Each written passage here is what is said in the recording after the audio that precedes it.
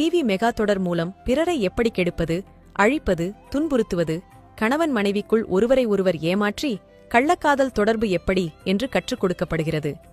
குடும்பத்தினருக்குள் மாமியார் மருமகள் சண்டை, அண்ணன் தம்பி சண்டை, சந்தேகப்படுவது, சகுனி வேலை பார்ப்பது, எப்படி லஞ்சம் பெறுவது எல்லாம் கற்றுக்கொள்ளலாம்.